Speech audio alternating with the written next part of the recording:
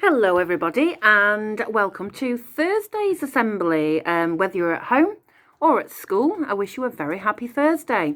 And all this week we're thinking about remembrance and thinking about the Armistice Day and Poppy Day, and I hope you managed to join in with some silence and remembering yesterday. And I promised you yesterday that I would tell you about an animal who played an important part in the First World War. I think this one is. I might be wrong. I'll need to check. Maybe it's the Second World War. Usually when we go down to the green in Northowram to take our wreath and do some poems, and there's a lovely lady from Northowram community who comes down there with her horses. And instead of wearing a red poppy, she usually wears a purple poppy, which is a poppy that helps us remember the animals who were involved in the war. Because you might not realise, but actually quite a lot of animals, horses and dogs particularly, did play a big part in the helping us in the wars. And the story I'm going to read today is about not a horse. It's about a dog called Stubby, who was real. This actually took place, and it's his story. It's a story of friendship. It says here on the front, look, a true story of friendship. Can you see those poppies on either side? And it's about a soldier and this dog, whose name is Stubby. And you might think, well, he seems quite a short and small dog. What could he possibly do to help in the war? But you'll be amazed at his bravery and his courage as I tell his story. So here we go. It's told from the point of view of the young man, the young boy who's going off to become a soldier for the very first time. It's hard work being a soldier. Marching every day, getting ready to go to war. But I'm told my country needs me. This war is far away, the other side of the ocean. But soon we will have to cross that ocean and help to win the war. There he is. And before the soldiers went off to war in another country, they would spend some time in Britain learning some of the skills that they would need to use when they were over there. We were woken up early every morning by a toot toot toot on a bugle for yet another day of marching and shooting practice. My favourite bugle call is the one that means, "Grub's up, come and get it."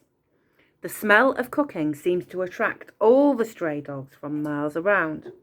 One dog in particular seems to find me every time I settle down to my sausage and mash. I'm just going to turn my emails off, children, because as I'm talking to you, they're just binging through. There we are. They've gone. Sorry, one dog in particular seems to find me every time I settle down to my sausage and mash. He's an odd little dog with a flat face and short legs. I decide to call him Stubby. There he is. There he is. He doesn't look like a hero, does he, at the moment? Let's see what he goes on to do and to achieve. Now Stubby follows me everywhere. The other soldiers laugh when they see him marching along beside us.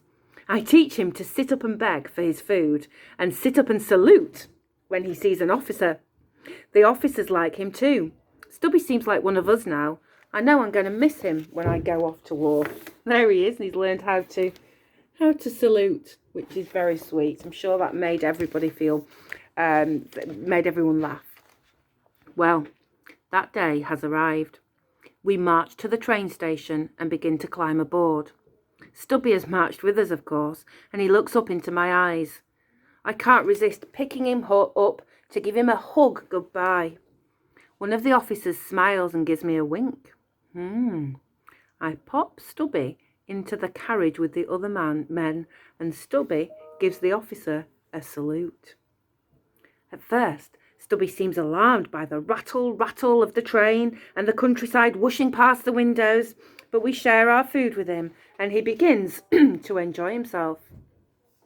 Finally, we get to the ship that will take us off to war. The troop ship Minnesota is huge and towers over us as we begin to board. Will he take Stubby with him, do you think? I think so. I wrap Stubby in a blanket and a group of us smuggle him onto the ship. And there's the great ship that they're going to travel in. And if we look very closely, you might just see Stubby, who's going to be a stowaway. He's going to go off to war with his master. When when the Minnesota is well out to sea, I take Stubby out onto the deck. The sailors now think Stubby is the official mascot of our regiment, and I teach him how to salute the ship's officers. Stubby loves standing right at the bow. Is it bow or the bow of the ship, Miss Horsefall? Now, come on, we should know this. We should know this. I'm going to say the bow. I think it's the bow. At the bow of the ship, to feel the wind through his whiskers. After many days at sea, we see land on the distant horizon. I feel a mixture of relief and fear.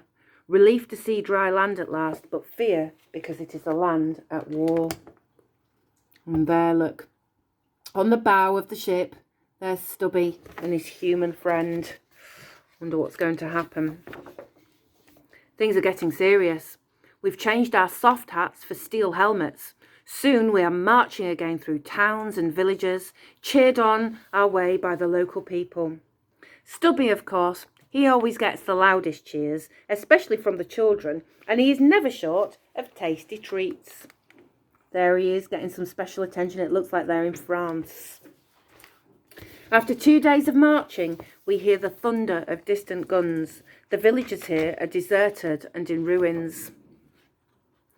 Now we're living in a world of mud, stuck in trenches for weeks. This must be the First World War, because that's the war that took place mainly in the trenches. Slowly, slowly moving forward, pushing the enemy back.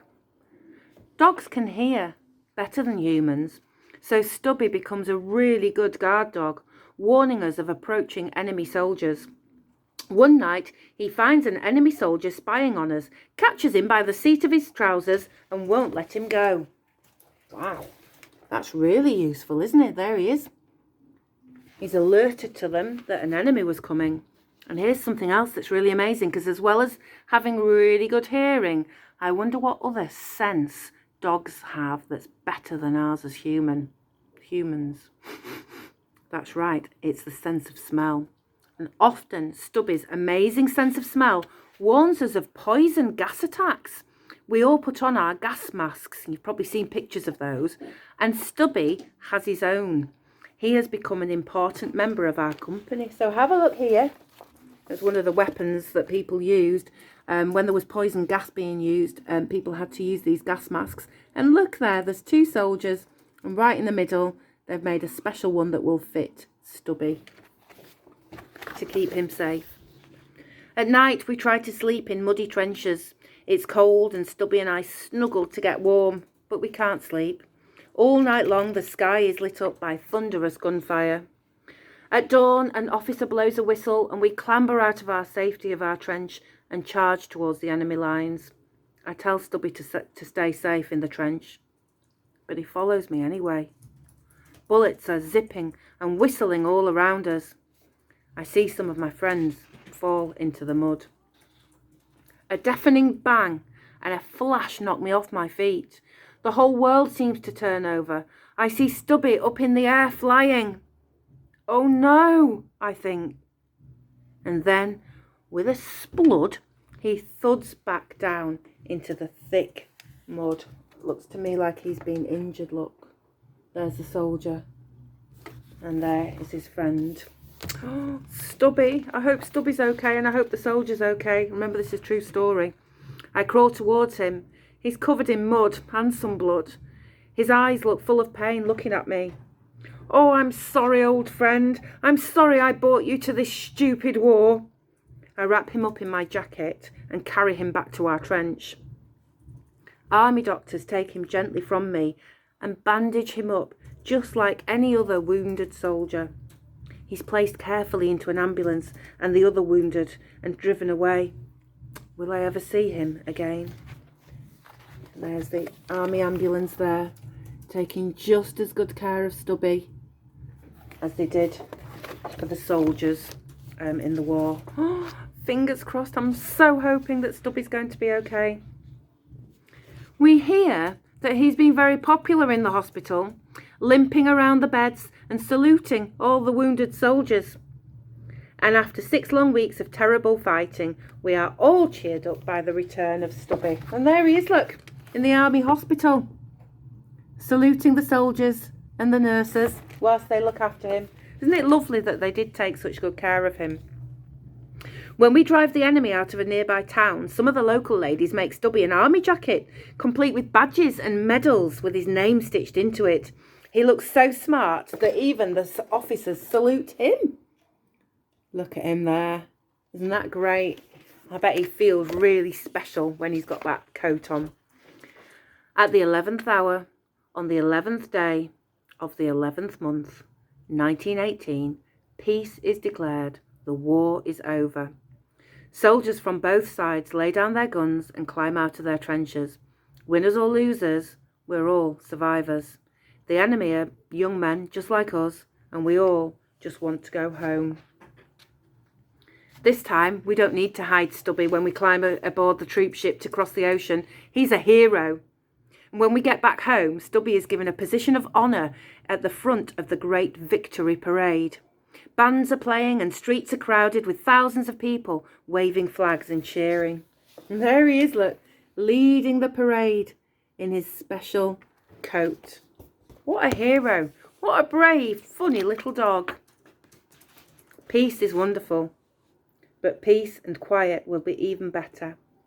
I am so thankful that this little stray dog found me.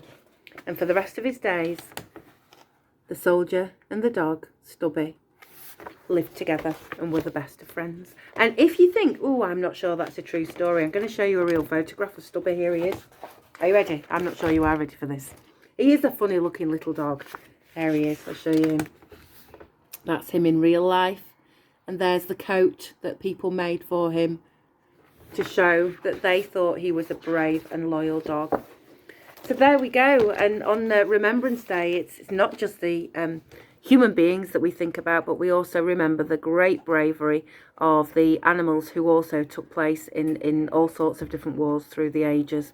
So I hope you enjoyed that story, and I'll see you tomorrow for our Children in Need Assembly, during which I shall be announcing the winners of our Pudsey Bear colouring competition.